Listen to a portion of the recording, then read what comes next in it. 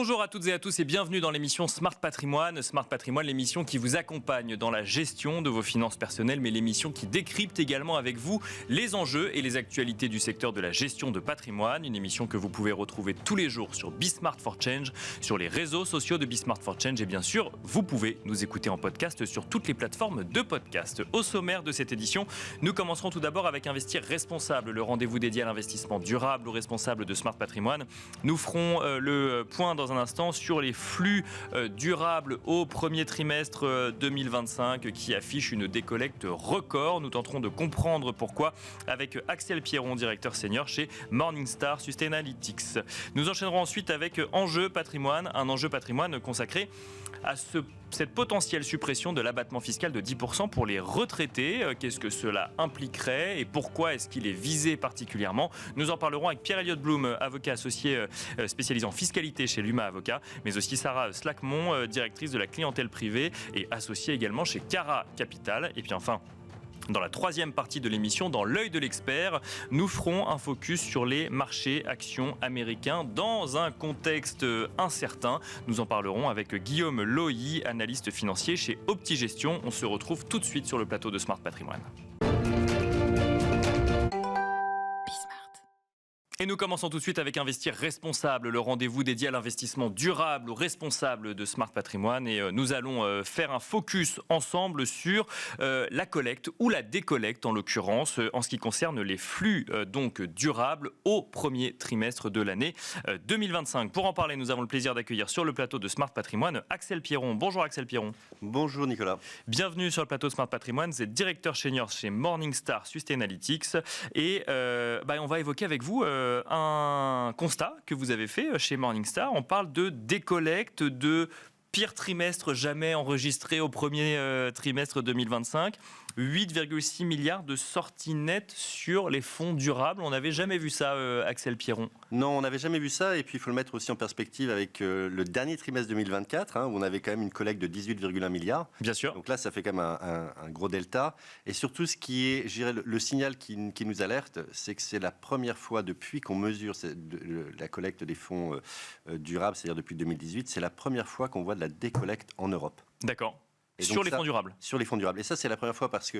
Et c'est ce qui explique d'ailleurs qu'aujourd'hui, on ait une décollecte au niveau global parce qu'il faut bien voir, l'Europe aujourd'hui, c'est 84% du marché des fonds durables. Oui, bien sûr. Et sur le premier trimestre 2025, on a une décollecte en Europe de 1,2 milliard. D'accord. Et donc, là où les États-Unis sont en décollecte depuis 10 trimestres consécutifs, c'est la première fois que l'Europe suit la même tendance. Et c'est pour ça qu'on arrive, in fine, à une décollecte de 8,6 milliards sur le premier trimestre 2025. Donc, en fait, avoir une décollecte au global sur les flux durables, ça n'aurait pas été aussi inquiétant, entre guillemets, je le dis comme ça, si c'était provenu des États-Unis, parce que ça aurait ça aurait été dans la continuité d'une tendance déjà existante. Oui. Là, ce que vous dites, ce qui doit alerter, c'est que l'Europe s'y met aussi. Quoi. Mais je dirais, à partir du moment où l'Europe décollecte, on décollecte au global, puisqu'encore une fois, c'est la majorité, 84% la majorité du marché est en oui. Europe. Et il faut voir qu'au dernier trimestre 2024, sur l'Europe, on est à plus de 20 milliards de collecte. D'accord. Et là, on passe à moins 1,2. Donc, après, si on le ramène, la décollecte par rapport aux assets sous gestion du marché des fonds durables, on est juste à on est à 0,27%. Donc, on est quand même quelque chose qui n'est pas non plus encore trop significatif, mais alors, c'est quand même un signal. Ça, on peut peut-être expliquer ce que vous dites, c'est que si on ramène quoi à l'asset sous gestion, aux actifs sous gestion globaux des fonds responsables, qui se situent à 3,6 millions de milliards, trillions, on arrive à 0,7%. La décollecte d'accord, de ces actifs sous gestion. Donc on n'est pas non plus encore dans quelque chose de dramatique. Comment on explique cette décollecte au premier trimestre de l'année 2025 ? Il y a un lien direct avec une élection aux États-Unis ou un comportement des marchés financiers sur la période ou peut-être d'autres actualités Mais c'est un peu tout ça. Donc, bien sûr, effectivement, il y a ce qui se passe aux États-Unis et l'impact que cela a eu sur à la fois les entreprises qui maintenant ont aussi quelque part un risque juridique par rapport aux informations qu'ils peuvent mettre en avant, notamment leur politique aussi d'inclusion, leur politique liée au climat, etc.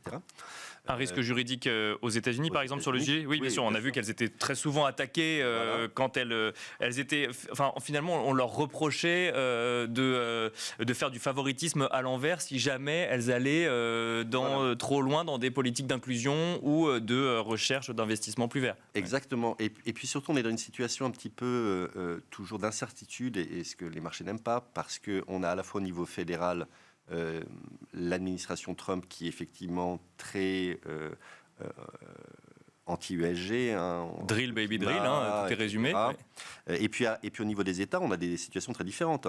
Très récemment, l'État de New York a clairement dit que les gestionnaires d'actifs qui souhaitaient travailler avec ces fonds de pension devraient avoir une politique net zéro. Donc, il y a aussi cette incertitude, c'est-à-dire qu'au niveau fédéral, on a une vision, au niveau des États, en fonction de la couleur des États, on va avoir des choses différentes.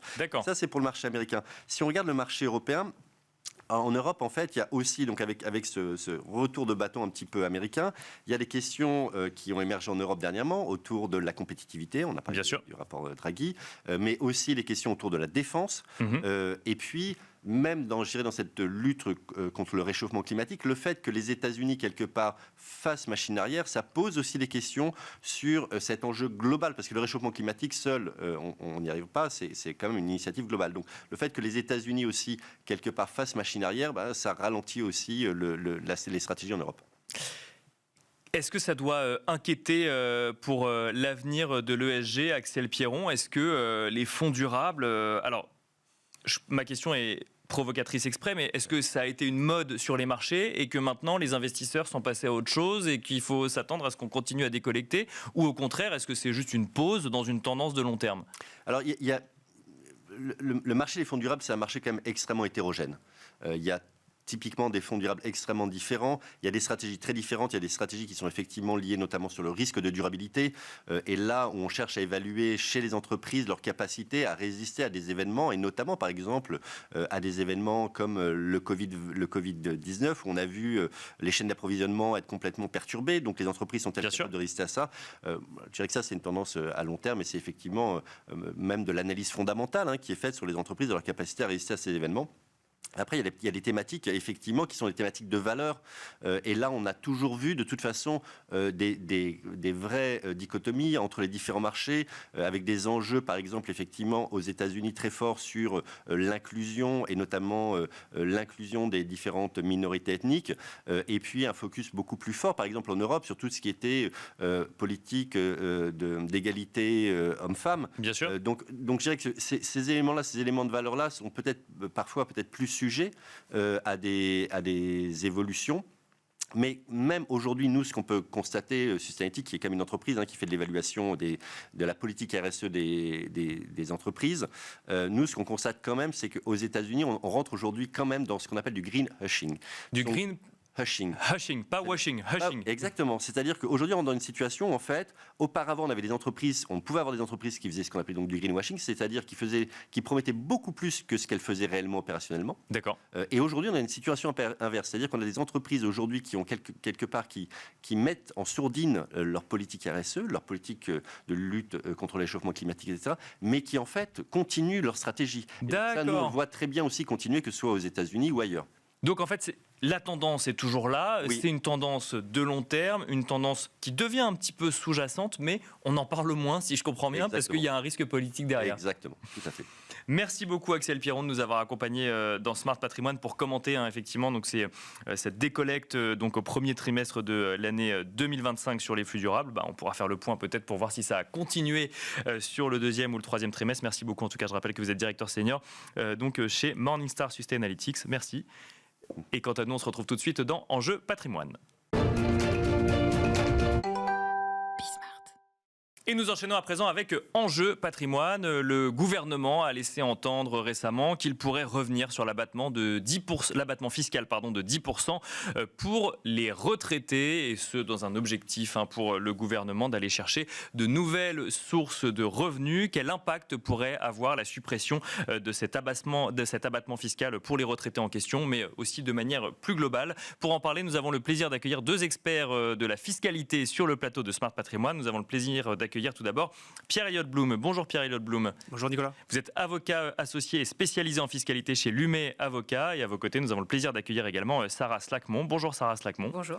Vous êtes associée mais aussi directrice de la clientèle privée chez Cara Capital. Alors on va peut-être commencer avec vous, Pierre-Elliott Blum. J'imagine que les sujets fiscalité et évolution de la fiscalité, vous suivez ça de près, mais aussi évolution probable, qui est quand même le sport national depuis 6 mois en matière de fiscalité. Qu'est-ce qui va changer, qu'est-ce qui ne va pas changer? On a vécu ça avant la loi de finances 2025. Là, on commence à se projeter sur la loi de finances 2026. Et on a eu... Alors, on est dans le domaine de l'annonce à l'heure actuelle, juste potentiellement on pourrait revenir sur l'abattement fiscal de 10% sur les retraités. On a presque l'impression qu'on tâte un peu le terrain pour voir ce que ça va donner. Mais concrètement, on parle de quoi cet abattement fiscal? Déjà, pour ceux qui ne sont pas encore retraités, c'est quoi?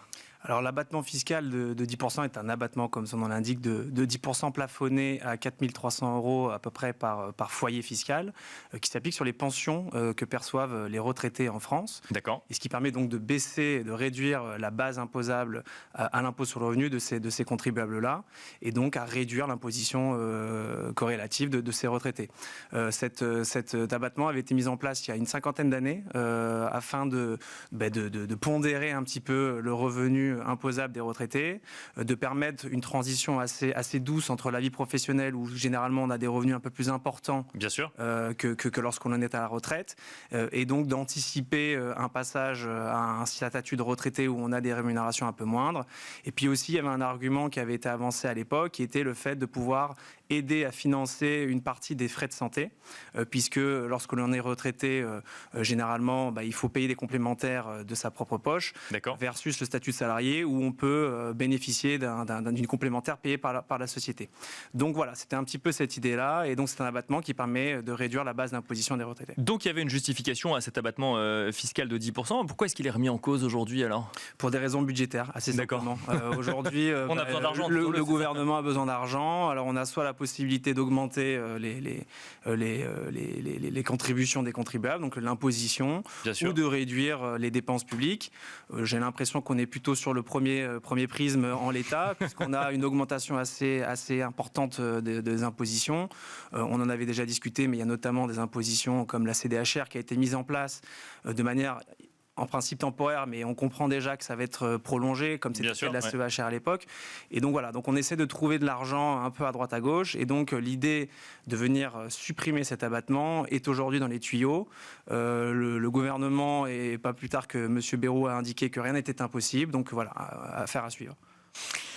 Sarah Slacmont, vous êtes directrice de la clientèle privée chez Cara Capital. Quand on a une clientèle privée qui s'intéresse à la gestion de son patrimoine, généralement on a quand même deux cas, je caricature, mais ceux qui préparent la retraite et ceux qui sont à la retraite et qui du coup se demandent comment enfin bénéficier des fruits de leurs investissements pour justement avoir la retraite la plus douce possible. Quand on a un gouvernement qui fait une annonce comme celle-là, on a tout le monde qui vous appelle dans la minute ou... Alors... Honnêtement, on n'a pas eu d'appel. Les gens sont plus préoccupés en ce moment par les droits de douane aux États-Unis et plutôt la partie financière et la partie fiscale, impôt sur le revenu. D'accord. Je crois que l'annonce est pour le moment à passer quelque peu inaperçue, mais je ne doute pas qu'elle va se propager et qu'on va avoir quelques appels. Qu'est-ce que ça vous... quelle est la réaction que vous avez quand vous voyez effectivement, alors même qu'il y a eu beaucoup de questions en matière de fiscalité, justement pour des questions de budget en 2025, de voir que dès maintenant, mai 2025, à mi-année, on se pose déjà la question de supprimer un abattement pour les retraités pour l'année d'après? En fait, on a l'habitude, c'est-à-dire qu'on vit en France, je ne sais pas comment ça se passe dans les autres pays, j'y ai jamais vécu, mais en France, on peut quand même se dire que c'est un sport national que de faire évoluer les règles fiscales, sociales et tout ce qui touche à ce que le gouvernement peut provoquer.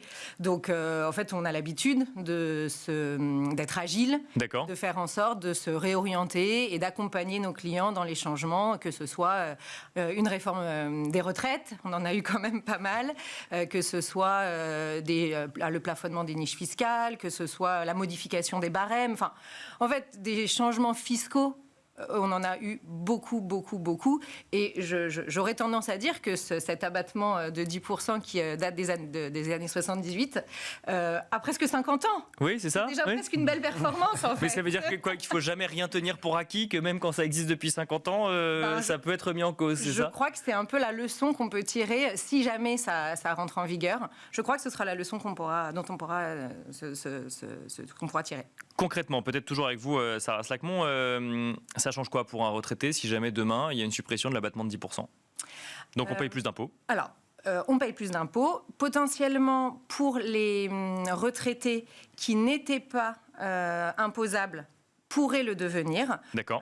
On parle de 500 000 contribuables qui n'étaient pas imposables et qui pourraient le devenir. Donc pour eux, forcément, c'est lourd, ça peut être lourd de conséquences financières pour le pouvoir d'achat, etc. Pour les patrimoines pour les retraités qui ont des pensions de retraite plus importantes, ça peut, comme le disait Maître Blum, l'abattement étant plafonné, pour une retraite très significative, l'impact est un peu moins important. Donc, finalement, c'est plus pour les petites retraites que ça risque de faire mal. Pierre-Elliott Blum, si c'est les retraités les plus modestes qui sont les premiers impactés, pourquoi alors, c'est pas vous qui faites les lois, mais comment expliquer qu'on ait ce genre de déclaration dans la presse du gouvernement, alors même effectivement qu'il y a un abattement et que du coup, c'est pas les retraités les plus aisés qui potentiellement vont être les plus impactés par la mesure? Alors bon, il y a déjà le sujet de trouver de l'argent, donc il y a la notion de budget, mais au-delà de ça, il y a la logique aussi qui est derrière cet abattement, puisqu'il ne faut pas le confondre avec l'abattement pour frais qui existe pour les salariés. Alors, il y a beaucoup de confusion qui existe, puisque sur l'avis d'imposition, on le retrouve plus ou moins au même endroit, que le taux étant le même quand on applique un forfait pour les salariés. Mais dans la logique de cet abattement des frais professionnels pour les salariés, c'est parce que quand on travaille, on a effectivement des frais qu'on engage. On peut avoir des frais de déplacement, des frais de nourriture, des frais de bouche, autres. Tandis que quand on est retraité, on n'a pas ces frais-là. Donc, dans la logique même, le gouvernement pourrait effectivement considérer que cet abattement n'est pas justifié et que c'était une sorte de faveur qui a été mise en place à l'époque pour, comme je l'ai dit précédemment, favoriser, pondérer l'imposition, mais qui aujourd'hui, dans un contexte plus ou moins de crise, ne se justifierait plus. Après, effectivement, ça a des impacts sur toutes les retraites. Alors effectivement, sur les retraites les plus aisées, finalement, comme on est déjà plafonné, l'impact va être plus ou moins neutre. C'est pour les petites retraites ou surtout les moyennes retraites que ça peut avoir un impact. Mais ça peut avoir un impact aussi par ricochet. C'est-à-dire que comme ça va venir augmenter le revenu fiscal de référence, ça va avoir un impact sur la CSG, puisqu'on a différents taux de CSG, et en ayant un revenu fiscal de référence, certains retraités pourraient passer de taux, passer de 0 à 3 et quelques, à 6, voire 8. Donc ça peut avoir un impact. Ça peut en avoir un impact aussi sur certains avantages fiscaux, des réductions d'impôts. Ça peut avoir sur certaines exonérations de taxes foncières, par exemple. Voilà, donc c'est des conséquences un peu larges. Parce que le revenu fiscal de référence augmente, et donc du coup, on peut même changer de tranche d'imposition. Alors, on peut notamment changer de tranche d'imposition, complètement, pour tous les retraités, mais ça pourrait potentiellement impacter les plus grosses retraites, voire les moyennes retraites. Comme disait Sarah, sur les toutes petites retraites, certains contribuables qui n'étaient pas imposables vont le devenir ou pourraient le devenir. On parle donc de 500 000 retraités, ce qui rapporterait à peu près entre 4 et 5 milliards d'euros au total. Mais c'est surtout par ricochet, les impacts sur les exonérations de taxes foncières, certaines taxes d'habitation à l'époque, sur certains avantages. Voilà, ça peut avoir un impact assez lourd pour les retraités. Sarah Slakmon, on est à mi-année 2025. Il y a une annonce, il y en aura peut-être d'autres sur les sujets fiscalité. Comment est-ce qu'on se prépare à un éventuel changement de règles du jeu l'année prochaine quand on est retraité à l'heure actuelle ? Je crois que quand on est retraité aujourd'hui, c'est compliqué. C'est un peu tard, en fait. C'est un peu tard pour se réorganiser. D'accord. C'est plutôt quand on prépare sa retraite qu'on peut faire évoluer. C'est plutôt quand on prépare sa retraite. Et puis, j'ai déjà eu l'occasion d'intervenir ici sur la préparation des retraites. Et en fait, le message, il est toujours le même. Plus tôt on commence, moins l'effort est difficile à faire. Et je crois que les esprits évoluent un petit peu, mais il y a 10 ans ou il y a 15 ans ou il y a 20 ans, c'était très difficile de parler retraite à un jeune actif de 25 ou 30 ans. Aujourd'hui, ça l'est toujours, mais il y a une prise de conscience quand même. Il y a une prise de conscience sur toutes ces réformes. Et la retraite, c'est vraiment un sujet qui est très prégnant dans les annonces du gouvernement. Donc oui, il y a quand même une prise de conscience des jeunes actifs, alors des actifs établis, bien sûr, mais j'ai l'impression que de plus en plus jeunes, on y pense. C'est quand même assez amusant, et on finira là-dessus, de voir que un jeune actif à 30 ans aujourd'hui a quand même l'impression que la retraite, il n'en aura pas ou peu, mais que de l'autre côté, aujourd'hui, c'est là où le gouvernement décide qu'il faut aller chercher de l'argent pour des sujets budgétaires. C'est exactement ça. C'est tout un changement de paradigme assez fou, qui vient peut-être des changements de gouvernement, qui sait, je ne me prononcerai pas sur le sujet. Mais en tout cas, oui, la retraite, ça fait parler et ça fera toujours parler, je crois. Merci à tous les deux d'être venus décrypter du coup cette potentielle évolution. Je rappelle que c'est potentiel, mais c'était important de décrypter un petit peu ce que ça pourrait avoir comme un impact. Merci Pierre-Elliott Blum, avocat associé spécialisé sur les sujets de fiscalité chez Lumet Avocat. Et merci également à Sarah Slacmont, directrice de la clientèle privée, mais également associée chez Cara Capital. Merci à tous les deux. Merci beaucoup. Et quant à nous, on se retrouve tout de suite dans l'œil de l'expert. Et nous finissons donc cette émission comme d'habitude avec l'œil de l'expert où nous allons faire un focus sur les marchés actions aux États-Unis. Pour en parler, nous avons le plaisir d'accueillir sur le plateau de Smart Patrimoine Guillaume Loyer. Bonjour Guillaume Loyer. Bonjour Nicolas. Bienvenue sur le plateau de Smart Patrimoine. Vous êtes analyste financier chez OptiGestion. Vous suivez les marchés financiers américains au quotidien et Dieu sait qu'ils ont fait parler d'eux récemment. Comment est-ce que vous regardez le climat actuel sur ces marchés financiers américains ? C'est marrant que vous parliez un petit peu de climat, puisque pour imager tout ça, ce qui se passe sur le marché américain, c'est que pour le moment, on est dans le brouillard. D'accord. Au moins, c'est clair. Les annonces de Trump ont mis du brouillard, ce qui a créé de la volatilité sur les marchés. La bonne nouvelle, c'est qu'il devrait se désépaissir avec des accords bilatéraux entre les États-Unis et les autres pays. D'accord, oui. Avec notamment des accords entre les États-Unis et la Chine, dont on parle beaucoup en ce moment. C'est ce qu'on a eu hier. Normalement, il devrait y avoir une rencontre à la fin de la semaine. La très bonne nouvelle, c'est que la suspension de 90 jours avec la Chine, on a rabaissé les droits de douane à 30%, sachant que le marché attendait 50%, ce qui a donné, je crois, un plus 4,5 sur le Nasdaq hier. Donc plutôt une bonne nouvelle pour les marchés américains. Donc un brouillard qui se désépaissit, une volatilité qui diminue ou qui pour l'instant reste tenace ? Pour le moment, on est un peu entre les annonces, donc on ne sait pas ce que sera fait demain. Mais la bonne nouvelle, c'est qu'ils vont se rencontrer en fin de semaine et on devrait avoir encore un peu d'éclaircissement sur ce qui va se passer. Quelle conviction sur les marchés actions américains dans un contexte aussi incertain, Guillaume Loyer ? Alors la bonne nouvelle, c'est qu'on est en pleine période des résultats et que la technologie américaine se porte plutôt bien en retour d'IA, que ce soit sur la performance des entreprises qui utilisent l'intelligence artificielle et pour celles qui vendent l'intelligence artificielle aussi. On voit une amélioration de la marge dans les bénéfices des sociétés. D'accord. Ça, pour le coup, c'est bon. Et en plus de ça, elles continuent à investir.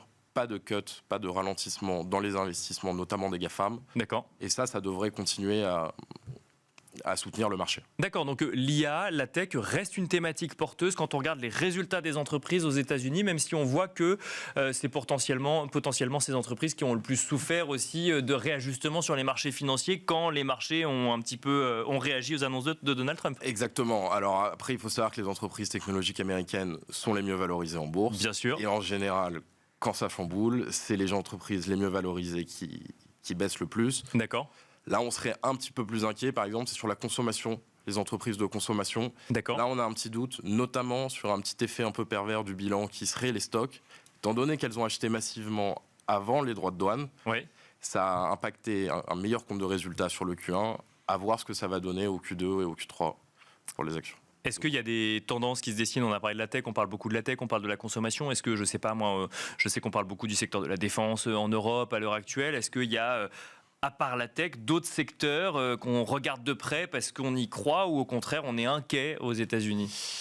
On est un peu inquiet partout parce qu'en fait, la répercussion des droits de douane, on ne sait pas très bien comment ça va jouer. Qui va prendre ces pertes de gains.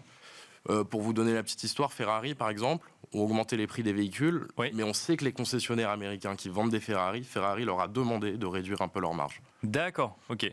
Donc ça veut dire que on est toujours un peu dans le flou et c'est-à-dire qu'on n'est pas dans une conviction que on est dans une période de négociation, mais on va revenir à la situation d'avant. Non, on sait qu'il va falloir intégrer le sujet droit de douane dans les performances des entreprises. Exactement. On sait, mais le problème, c'est le niveau auquel on va devoir les intégrer. Pour le moment, on tourne autour de 10%, mais pour les sociétés, par exemple, qui importent beaucoup de Chine, on ne sait pas jusqu'où ça va aller.